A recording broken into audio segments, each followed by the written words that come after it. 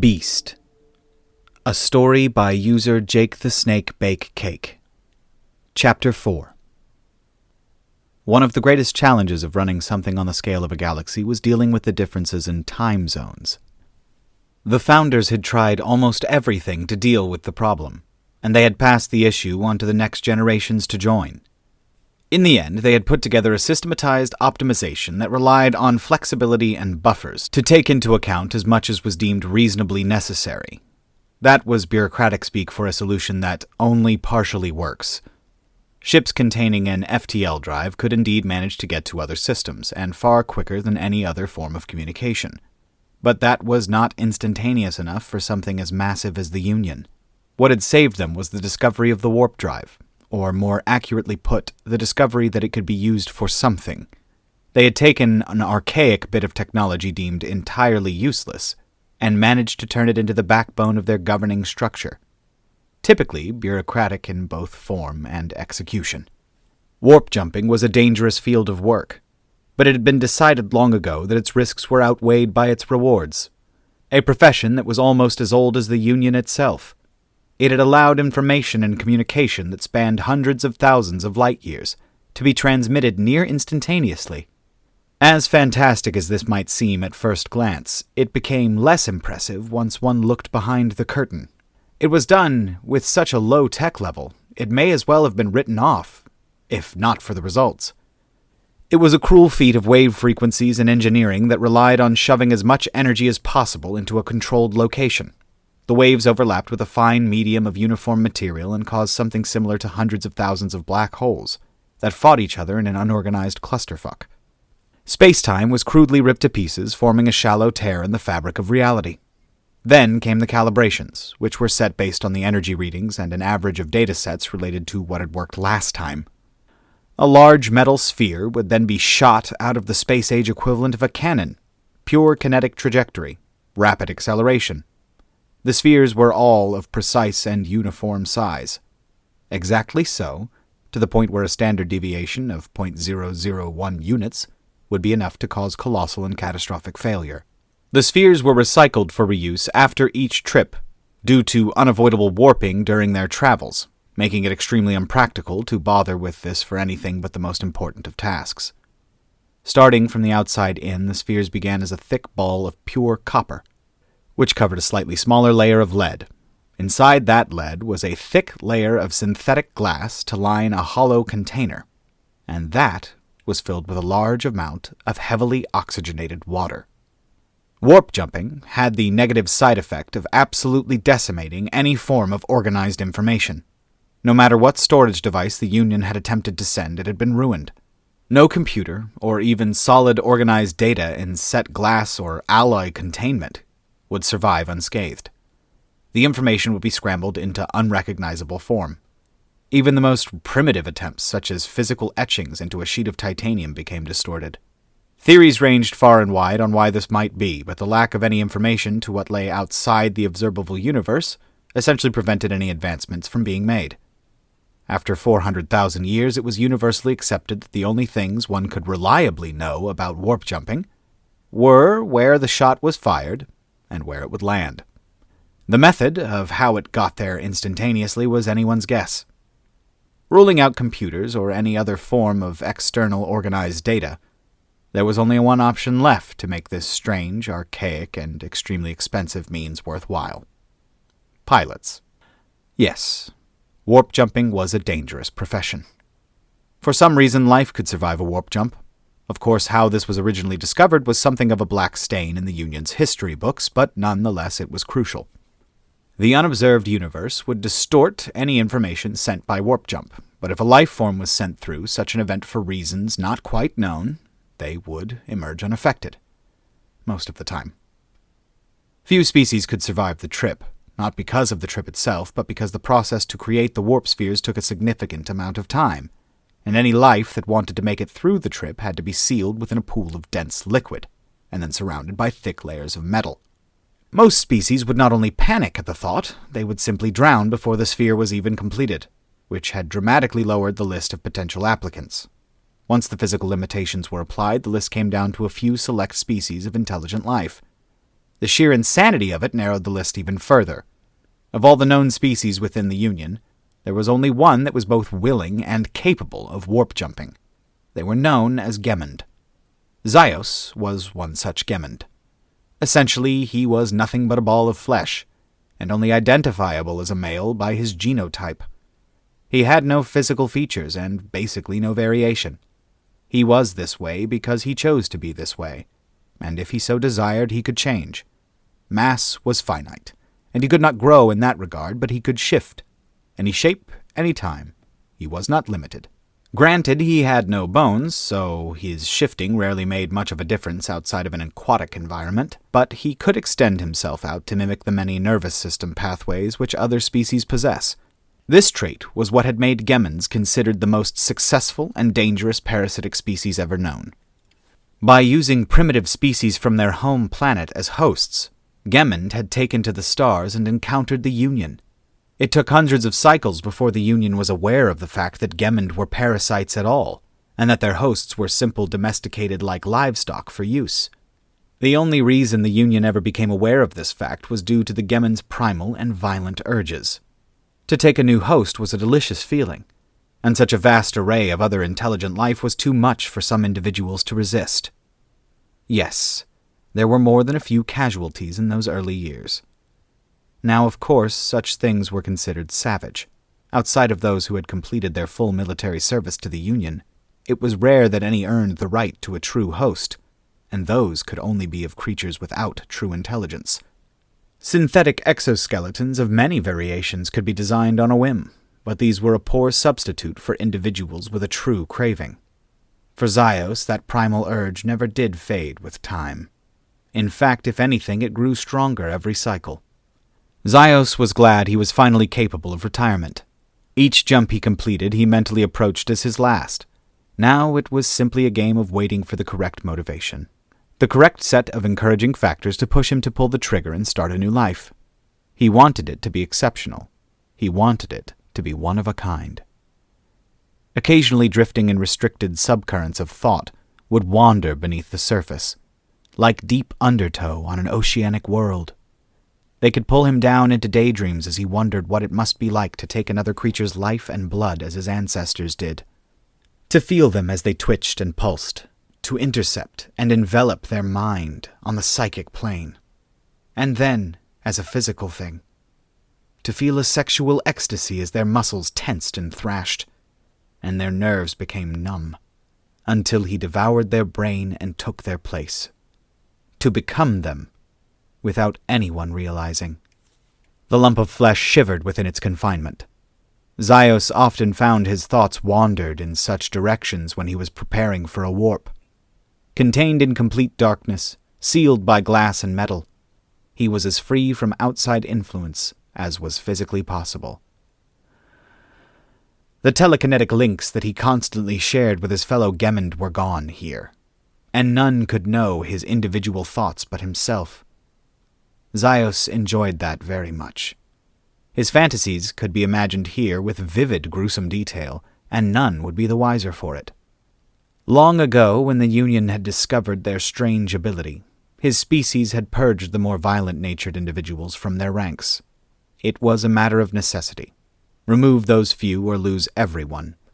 The murder of other intelligent species was taboo outside of war or defense of life, and their species had been found guilty on thousands of counts. Their ultimatum was made while staring down the arsenal of entire fleets around their systems, and in the end it wasn't even a choice at all. The Gemund of that time had come together in groups and focused their mind channels open. As a single unit, they worked with gruesome efficiency. Those they had selected, those who did not fit the ideal mold, were ground into genetically sterile lumps of organic mush through the combined and focused will of psychokinesis. This process lasted for an entire cycle, and afterwards their species was reborn. Not a single incident had occurred since then. Despite this, Zyos suspected that the purge had not been truly successful. Evolution was a difficult thing to overcome, and the forced selection might have only made those individuals with violent urges much harder to detect.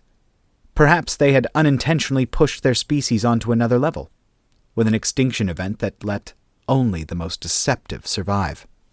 He considered this often, for his nature was simply an asexual clone of the being that came before him, and true mating of his kind were rare.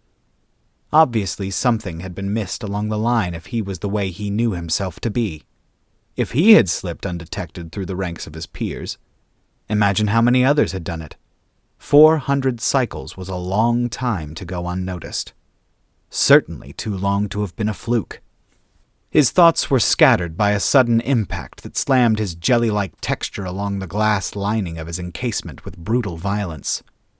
He willed his form to splay out in panic, to become a thin and loose puddle of skin.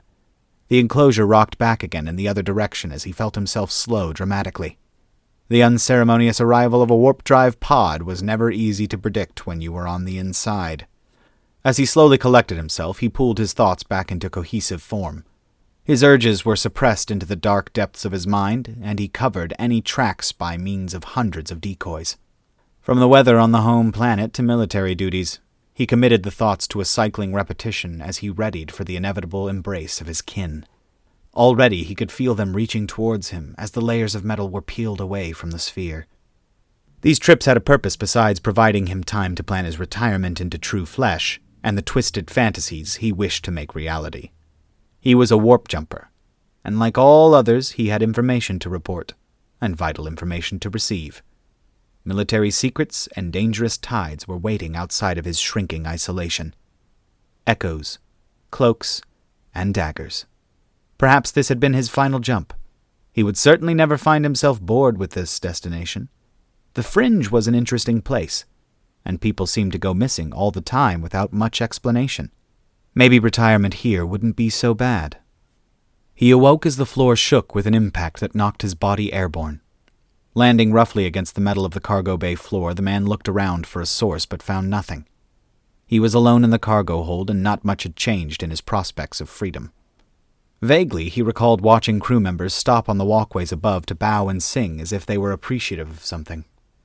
The human below them had been too exhausted to pay much attention beyond that, and had paid it little mind until now. His head throbbed as he tried to think through his situation. He needed to observe and learn, continue as he had been, stay focused. There were no crew members now, though, which brought his attention to the ship beneath his feet. In the distance there were loud sounds of clanging impact, which reverberated beneath him. He must have been out for a long time. Perhaps they were landing somewhere. The man rose and began to walk to the center of the bay as he tried to find a better spot for sound to reach him. Though he understood nothing in their speech, he had found he could interpret the emotions behind his strange host's language to some degree, and had very little to do recently but listen for it. He craned his neck to catch any hint of sound while cupping his ear. His ears soon began to hear dissonant songs, and he felt sick to his stomach. These were songs that seemed to emanate fear itself, if they weren't simple screams of terror. Directly under the balcony of the bridge now, he tried to see further down the hallways and felt frustration begin to build. No matter how he angled himself, he could see nothing at all. In displeasure, he leapt at the walkway's edge and found himself airborne. With a heavy impact, he landed back on the ground. But realization had hit him. The metaphoric light bulb was on. With all the strength he could muster, he pulled at a crate along the side of the bay. Slowly, inch by inch, it moved until he had what he needed. An angle of attack. Squeezing himself behind the crate with his back to the wall, he pushed with his arms and legs, shoving it off of the wall entirely and toward the center of the room. Inch by inch, he pushed the heavy thing a bit further, until it was finally into a reasonable position. Taking a moment to catch his breath, the man walked to the far back of the room and prepared himself. With a running start, he launched himself at it, jumping and then kicking off again. He flew, soaring through the air until he crashed against the edge of the walkway. His hands scrambled to find adequate grip, but soon after the man pulled himself up. He was free. Standing upon the walkway, vibrations shook his bare feet with steady rhythms of pounding to match the distant sounds. Voices were singing in the distance, and their fear echoed towards him. It felt wrong. Very wrong. His feeling of success was tainted by an uneasy itch between his shoulders, an itch that urged him to act and act now. Soon he was running in leaps and bounds, pushing himself off of walls as he came to them with sudden ricochets through the narrow halls. If something was wrong with the ship, it had a very direct impact on him, and he had no intention of dying if he could do something to stop it. That thought fell from his mind as the human rounded the corner. A group of 6-limbed, wart-covered frog creatures stood in his path, and they gurgled to one another in violent discussion. Beneath their 3-digit feet was a dead crew member. A gaping hole in its chest seemed to drip blue gore. Carnage was evident along the hall, and there were splatters of blood along the ceiling which cast strange glows as their lights flickered on and off. The creatures were tugging at the dead alien with their strange feet, viciously, as if they were trying to rip it into pieces. As he watched, the man felt himself grow ill. Despite his dislike of his captors, none of them had deserved such a gruesome fate. Blood sprayed onto the walls and ceiling as the creatures played a game of tug-of-war with the corpse, promptly ripping the head from its torso. If there was any chance the crew member had still been alive, it was gone now. There was movement in that instant, as another crew member nearby began crawling desperately away from the creatures. Its left leg was leaving a trail of blue blood from a huge gash along its side. A grim face and determined movement hauled it away from the predatory aliens. Its tail wavered in strange tension, which gave off the reminiscent impression of clenching a jaw in pain. The alien was feminine in the same manner as the caped being with the brace, and her eyes were of a light green. The uniform, though soaked in blue, had been white material. As she crawled, she noticed him. Her song of pain and terror was faint as she turned and crawled in his direction, leaving a sharp angle in the trail of blood behind her as she directed her movements down his side of the forked path. It dawned on him then that he recognized this alien. Her battered and stained clothing could not hide that voice. This was his nightly visitor. One of the warty creatures shouted and shoved a smaller companion out of its way with multiple limbs. It drew a blade from its back and began to brutally hack into the dead crew member. As the others ripped off pieces, splatters of blood filled the air like rain. With a ferocity that was feral and disgusting, they feasted on the blue gore. They were eating. They were enjoying this. The wounded crew member crawled the entire length of the hall until she reached the man's feet, and her song broke into a simple cry for help. She clutched at his ankles in desperation as she tried to pull herself farther from the beings behind her. Slowly, the human brought himself down to her level and pulled her to lean against the wall of the hallway. Her resistance was minimal at best, unable to do more than grip at his arms. His eyes stayed on the rabid intruders waiting for movement from their feast. None seemed to come, and the man turned back to the survivor. Close up, her features reminded him of someone. He didn't know who, but he felt they had been important. Her weak cries of pain seemed to bring up a rage which overshadowed anything he had ever remembered feeling before. Despite that, he knew she was a being which had assisted in his imprisonment, that she might not even be a she at all. The man found himself strangely attached, committed. He didn't know or understand any of what had begun here on this ship, but this creature had been the closest thing he had to a friend since arriving here, and that was worth protecting. That was worth more than anything else. He knew commitment, and he knew what it entailed. Falling into a fighting stance, he found himself standing in plain view of the vicious creatures. Slowly, he began to stretch his limbs in tight stances. Methodically, he felt his joints begin to pop, one after another. As he relished in the feeling of something familiar, he began to flex and straighten in place.